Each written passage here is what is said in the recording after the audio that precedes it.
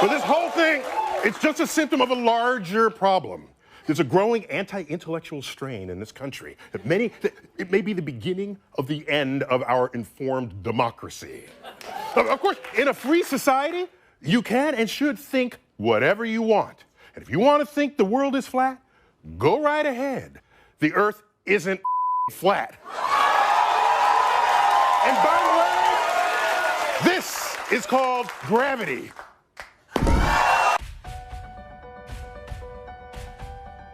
It is an interesting experiment telling somebody you know that you no longer believe in the universe and that our Earth is a giant spinning space ball. Try it for yourself. I guarantee they will tell you you're crazy, or at least look at you like you've lost your mind. The most interesting thing is when challenged, the ball believers will not actually be able to give you solid empirical evidence based on their first-hand experience that the Earth is actually a large spinning globe. Can any of us demonstrate firsthand in our day-to-day lives the Earth's curve or motion through the solar system? No, we cannot. And can any of us say we have seen the planets in their orbit and the universe expanding with our own eyes? No, again, we can't. Usually in response to this crazy person telling them that the Earth is flat, they will respond by 1. Bringing up images of the Earth as presented by NASA, or 2. They will say, come on, everyone knows space exists, and tell you that countless professors have dedicated their lives to studying this matter. At some point, perhaps, an emphasis on the existence of gravity will come up in the conversation. But you see, what is really happening when someone reacts so stubbornly to an alternative view of the Earth is not a result of the person's mental capacity. If the person had sat down with their heavily pregnant sister and said, "You are not a woman and you are not pregnant," then that is a statement which deserves such a reaction, as there is obvious empirical evidence of her pregnancy. No, what commences when challenging a person on the Earth is a battle against their programming. This programming is a deep-rooted and established matrix that is deliberately constructed when we are infants. Before we leave primary school, our first-hand experience of our flat and stationary world is slowly being erased and steadily inflating into the bloated and spherical idea that the Earth is a globe. The sad thing is, many of us grow up and never question this notion again. It is only in photographs and videos from NASA and other official trusted sources that the horizon appears curved. All amateur and raw unedited images of the Earth will provide a completely flat horizon. And this is what we see ourselves through our own two eyes when standing at a beach or looking out from a vantage point. At any altitude, the horizon always appears 360 degrees flat, because it is. And it always rises to meet the eye level of the viewer. You never have to look down or up to see the horizon. It meets you. No matter how huge they say the Earth is, if it were a curved ball, you would have to adjust your view upwards or downwards to meet the horizon. And I know we've seen the curve in photos and videos, but NASA and many other official sources continually distort the horizon in their footage with a fisheye lens to give the effect of a curved Earth. This is the same fisheye lens inherently built into the GoPro. And I know what you're going to say. You've seen the horizon bend and curve when journeying at altitude on an aeroplane. But unfortunately, this is more trickery. Aeroplane windows commonly bow outwards to give the illusion of curvature. A Telegraph article, catering to our gullible nature, explains that flight windows were changed because the square windows caused a higher percentage of crashes. Yeah, right. They use our size as human beings to dismiss our own infallible perception of a flat and stationary Earth, claiming we are not big enough to witness the curvature. But this balloon managed to ascend 121,000 feet and left its fisheye lens behind. Lo and behold, a flat horizon.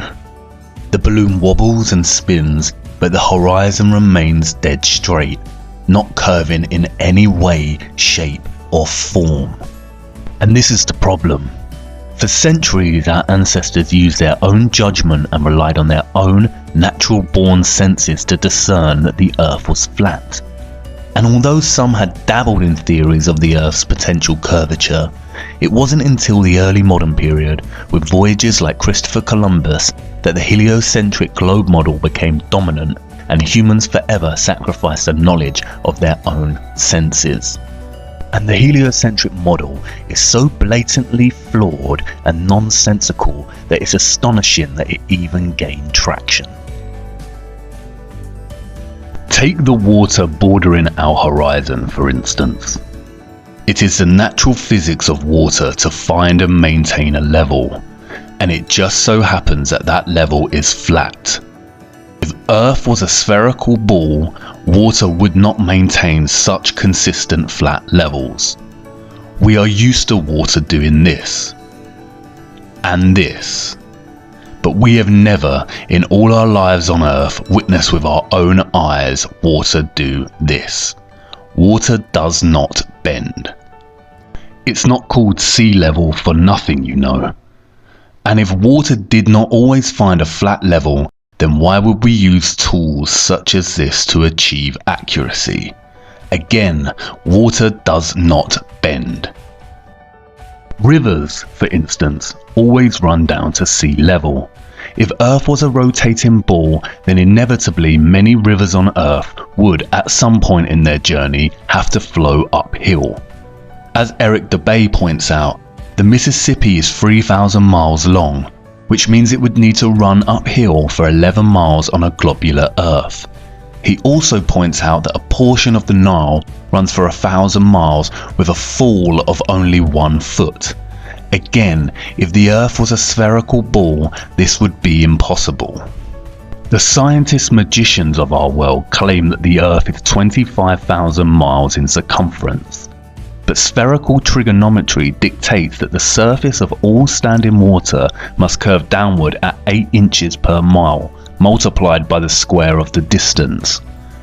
That means that a 20-mile stretch of water would dip 66.68 feet on either side of its central peak. Every time scientists have tried to find these dips and bends, however, water always proves to be completely level and flat. There's a growing anti-intellectual strain in this country. When building railway tracks, roads and bridges, architects and engineers never account for any curvature. Engineer W. Winkler was published in the Earth Review regarding the Earth's supposed curvature, stating, "As an engineer of many years' standing, I saw that this absurd allowance is only permitted in school books. No engineer would dream of allowing anything of the kind. I have projected many miles of railways and many more of canals, and the allowance has not even been thought of, much less allowed for. This allowance for curvature means this, that it is 8 inches for the first mile of a canal, and increasing at a ratio by the square of the distance in miles. Thus a small navigable canal for boats, say 30 miles long, will have, by the above rule, an allowance for curvature of 600 feet. Think of that, and then please credit engineers as not being quite such fools. Nothing of the sort is allowed. We no more think of allowing 600 feet for a line of 30 miles of railway or canal than of wasting our time trying to square the circle."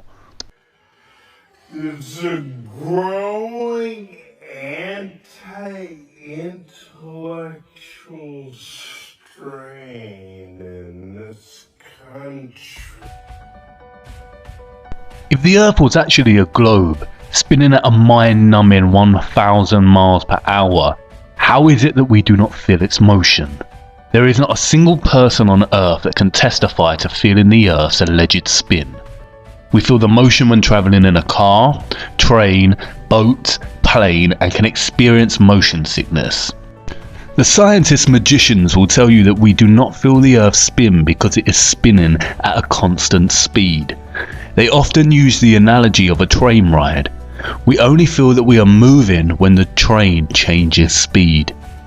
This analogy, however, falls apart when you consider that in the heliocentric model, the Earth is not an enclosed system, but it is an open environment with its own drastically changing weather. If you were sitting on top of the train moving at a constant speed, and not inside it, you would certainly feel the motion. Furthermore, they also contradict themselves.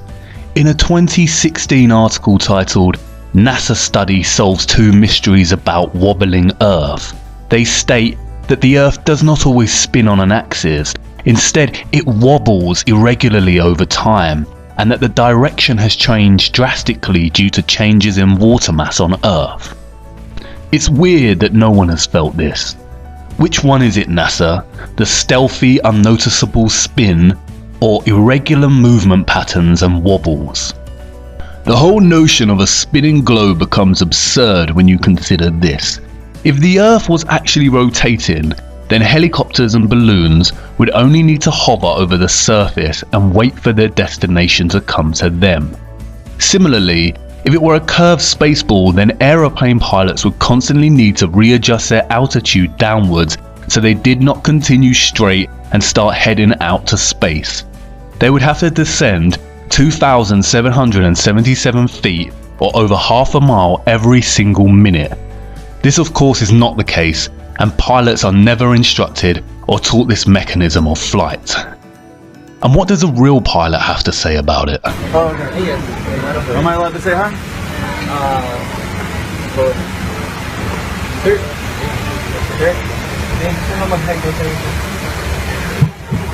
Hey, I just want to say thanks for the smooth flight. Right. I did have one question. Is there like a specific angle of downward tilt you have to fly at? 3 degrees. 3 degrees for the curvature of the Earth? Oh, for the Earth? Because, No, we just fly over the troposphere. Really? Yeah. Do you have to keep like kind of going down because? No, we actually have to nose up. It flies. Yeah. Really?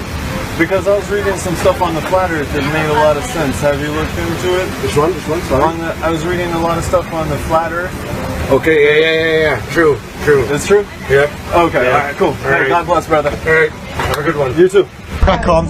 I just got one question to ask. Flat or a ball? Flat or a ball? What's that? Well, I never feel as breaking round. If we live on a ball, surely we'd have to fly around it. Yeah, it feels like flat or a ball. Flat. Not a ball. I think it's flat. Yeah, me too. Pretty flat to me. It certainly does, doesn't it? And you've got that flight instrument down there to keep it flat. Gravity exists. Gravity? Is an unproven theory. No, it's not. Let's rock and roll. Cheers, fellas. Thank you very much for the. Can I ask the pilots one question? First off, this is you. Do you mind? He's got a question for you. Hello, mate. How are you? Yeah, good. I'm a fellow, Casey Josh, I'm a fellow, just PPL, pilot, yeah. Yeah, nice. I've got a couple of serious questions to ask you. Okay, here we go. Yeah, there's a big time. Curvature. Curvature. Yeah. Yep. We don't allow for curvature, do we? For anything, not for you usually. Yeah. No, we're round, we're a disc, aren't we? Round and flat. Yeah. Sorry. Hey, look, honestly, quite seriously, Yeah. we are, aren't we? Yeah. Thank you, mate. Thank you for being... If the Earth is actually rotating, flight paths would become very messy. Flying west from New York to California is 2,441 miles, which takes just under 5 hours on a commercial flight. If the Earth is spinning eastwards at 1,000 miles per hour, then not only would this flight take a lot less time, but it would also make it near impossible to fly back the other way due to the constant rotation of the Earth. It would be like trying to run up a very long and very fast downward escalator. And what about the weather? If the Earth and atmosphere is spinning at 1,000 miles per hour, then don't you think it would be impossible to see such stationary clouds and weather formations like we do? Not to mention that clouds often crisscross in their pathways. This would be impossible if the Earth's spin was a reality. Thomas Winship states, "Let imagination picture to the mind what force air would have which was set in motion by a spherical body of 8,000 miles in diameter. which in 1 hour was spinning around 1,000 miles per hour, rushing through space at 65,000 miles per hour and gyrating across the heavens. Then let conjecture endeavour to discover whether the inhabitants on such a globe could keep their hair on. If the Earth globe rotates on its axis at a terrific rate of 1,000 miles an hour, such an immense mass would of necessity cause a tremendous rush of wind in the space it occupied. The wind would go all one way, and anything like clouds which got within the sphere of influence of the rotating sphere would have to go the same way. The fact that the Earth is at rest is proved by kite flying. And honestly, if the Earth was a fast rotating globe, then wouldn't the oceans and other bodies of water be pushed away from the Earth in the same way as when a wet tennis ball is spun rapidly, the water sprays outwards? The scientists magicians have an answer for this. They call it gravity. And by the way, this is called gravity. The scientists magicians are at it again, weaving their spells and telling us tales of a powerful force keeping us rooted to the Earth. If gravity was such a powerhouse, then birds would struggle to fly.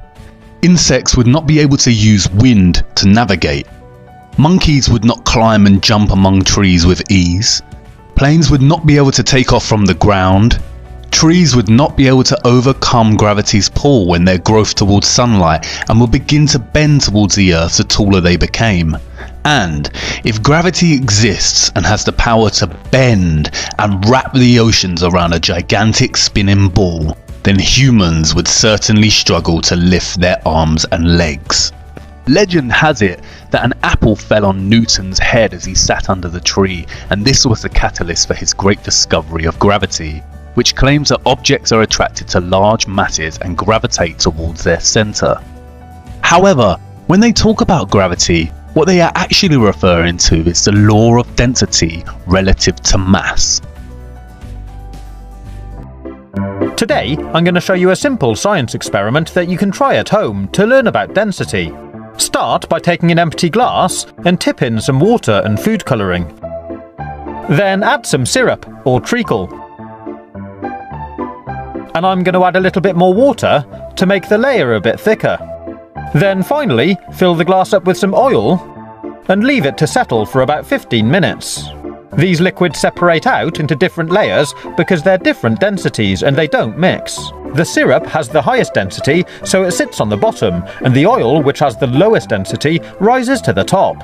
Try dropping different objects in to see what happens. If we drop this metal nut in, which is really dense, you can see it sinks right to the bottom. But if I take this grape and drop it in, it sinks through the oil and water, but sits on the syrup. This is because the syrup is denser than the grape. Pretty cool, huh? Now if I take this plastic bottle top and drop it in, it slowly sinks through the oil and sits on the water. And finally, if I take this piece of sponge and drop it in, it sits on top.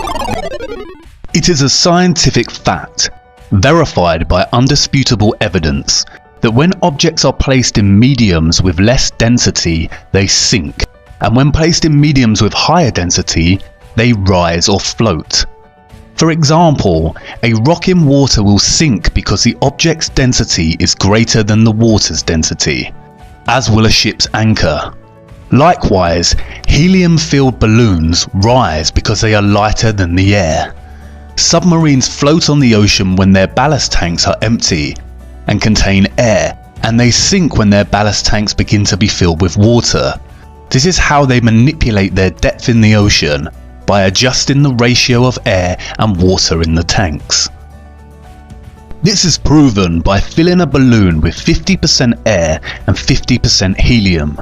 As helium is lighter than air and the ratios are even, the balloon remains fixed in the air without rising or falling. Again, much like the Earth's curve and spin, we do not witness smaller objects on Earth gravitating and orbiting around or being pulled towards larger objects. It seems very convenient that gravity's tendency to make smaller objects orbit around larger objects is exclusive to the globe itself and all the supposedly surrounding planets and stars, none of which we can actually see in motion or orbit. Even when you study the claims made by the scientist magicians of the so-called planets and moons, their calculations begin to work against them.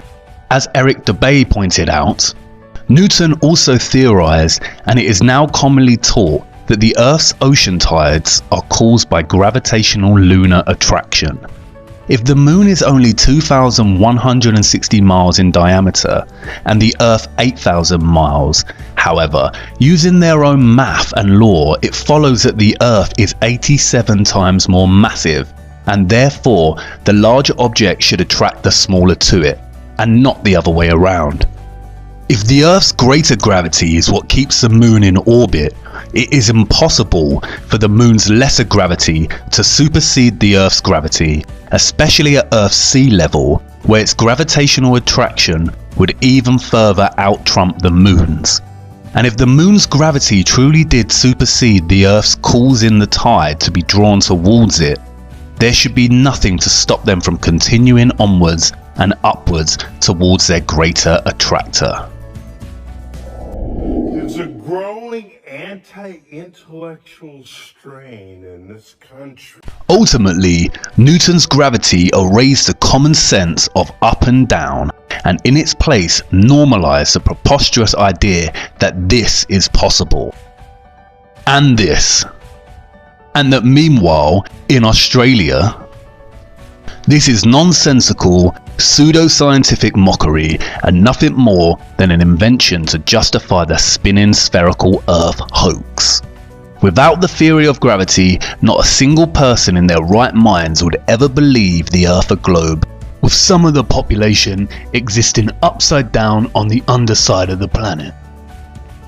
This is all quite simple once you start to break away from the toddler years of matrix programming.